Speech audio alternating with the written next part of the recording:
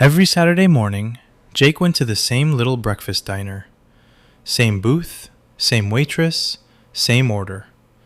2 eggs, wheat toast, black coffee. For years, she never remembered his name, never remembered his order, never even looked up when he walked through the door. Jake would eat, pay the bill, and disappear into the rest of the crowd. Nothing dramatic happened. He was simply forgettable. Then one Saturday, everything changed. Before Jake even reached the booth, his coffee was already waiting. The waitress smiled. "Morning, Jake." "The usual?" A minute later, the owner walked over to shake his hand. Another customer even offered him the better table by the window. And the strangest part? Jake looked exactly the same. Same jacket, same watch, same old car parked outside. He hadn't become funnier. He hadn't become more attractive. He hadn't suddenly become more interesting. So, what changed?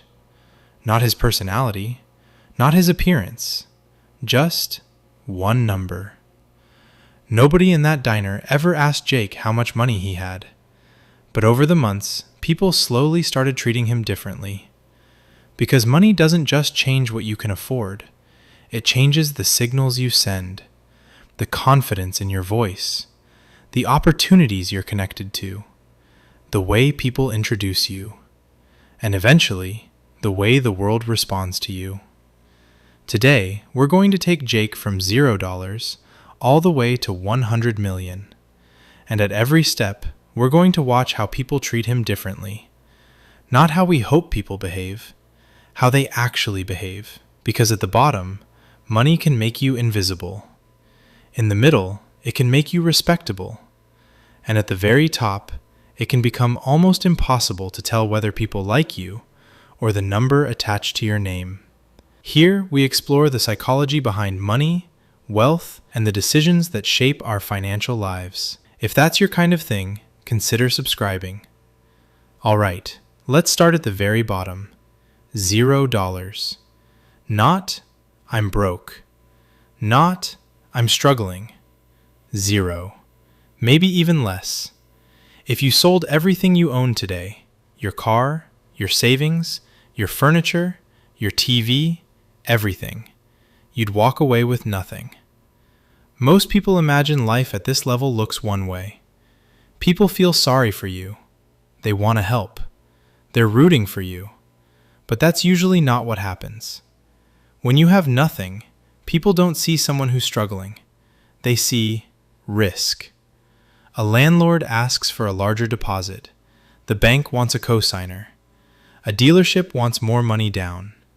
One missed payment, and suddenly every door becomes just a little harder to open. Not because they know who you are, because the system assumes people with nothing are more likely to become a problem. It's unfair, but that's how the game works. Now, let's change one number. Tomorrow morning, you wake up with $10,000. Same apartment, same job, same friends, same clothes. Nobody notices. Nobody congratulates you. And that's because $10,000 doesn't really change how the world sees you. It changes how you see the world. For the first time, your car breaking down is frustrating instead of devastating. An unexpected bill ruins your afternoon instead of your month. You stop checking your bank account every few hours. You stop making every decision from fear. And when fear disappears, people notice. Not your money, your confidence. You stand a little straighter. You negotiate a little harder. You stop saying yes to things you don't actually want. Confidence has a funny way of showing up, long before wealth does. Now, let's add another 0. $100,000. This is where assumptions begin. Nobody asks how much money you have, but they start paying attention to the results. You aren't constantly worried anymore. You don't chase every opportunity. You don't sound desperate. You become selective. Friends ask what you're investing in. Coworkers assume you're responsible. Family members suddenly care what you think about money. Think about that. Nobody checked your bank account. Nobody asked for proof. They simply decided that someone who seems financially comfortable must know something they don't. And whether that's true almost doesn't matter, because perception changes behavior. People start treating you differently because they expect different things from you. And this is where the ladder gets really interesting, because the next number doesn't just change how people see you, it changes how companies see you. Now, let's jump to $500,000. This is the first number where the game quietly flips. Your entire life, you've been asking for opportunities, applying for loans, applying for apartments, applying for better credit cards, applying for jobs, trying to convince someone to give you a chance. Now, for the first time, companies start asking for you. Banks invite you to become a preferred client. Investment firms suddenly want to check in. Credit card companies start offering benefits you've never heard of. It's easy to think they suddenly care about you. They don't. They care about what you've become, an asset. Every business has an invisible line. Below that line, serving you costs money. Above that line, keeping you happy makes money. And once you cross it, the experience changes. The phone gets answered faster. Problems get solved more quickly. Policies that felt permanent suddenly have exceptions. It's a strange realization. The service was always there. You just hadn't crossed the line yet. Now, let's double it. $1 million. For decades, this was the dream. Become a millionaire and you've made it.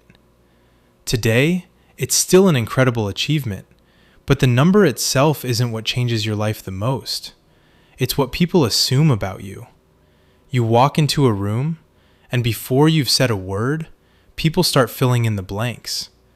He must be disciplined. He must be smart. He probably knows something I don't. Whether any of that's true almost doesn't matter, because perception changes behavior. People start asking what you're investing in, what they should do with their retirement, how you built your wealth. Some people genuinely want advice. Others just want proximity to success. And this is where the climb changes again. At $0, people saw you as a risk. At $100,000, they started respecting you.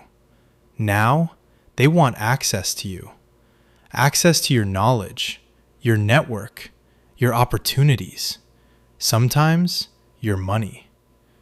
And at first, that feels pretty good. Until you realize something. The higher you climb, the harder it becomes to separate admiration from self-interest. And if you think that's uncomfortable, the next level changes something even more valuable than your money. It changes your relationships. Now, let's add another zero, $10 million. At this point, you're no longer just financially successful. You're important, or at least, that's how the world starts treating you. Reservations suddenly become available. People return your calls. The manager comes over personally. Problems seem to solve themselves. At first, it feels incredible, like the world finally started working the way it should. But then, something strange begins happening. Someone you haven't talked to in years suddenly wants to grab lunch. Maybe they genuinely miss you. Maybe they heard you sold your company. You don't know. Someone compliments your new house. Were they just being nice? Or were they hoping to be invited back? Someone pitches you a business idea. Would they still be sitting across from you if you had nothing? That's the question money quietly introduces into your life. Not, can I trust people? But, can I tell who's genuine? Because those are two very different questions. The better people treat you, the harder it becomes to understand why they're treating you that way. Now, let's add one final zero, $100 million. At this point, money solves almost every financial inconvenience. Need a lawyer? You already have one. Need a doctor? You're not waiting 6 months. Need to travel tomorrow? You can. Need a problem solved? Someone else solves it. Life becomes remarkably smooth. And that sounds like the dream. Until you realize what disappeared with all that convenience. The random conversations, the unexpected friendships, the little moments that happen when life doesn't go according to plan. Someone else books the reservation. Someone else shops for groceries. Someone else answers your emails. Someone else deals with the problems. Without realizing it, you slowly stop living in the same world everyone else does. And then, one final thing changes.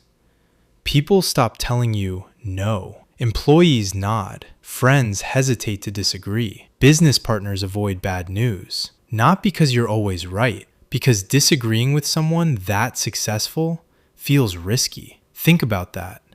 If nobody is willing to challenge you, how would you ever know when you're wrong? That's one of the hidden costs of extreme wealth.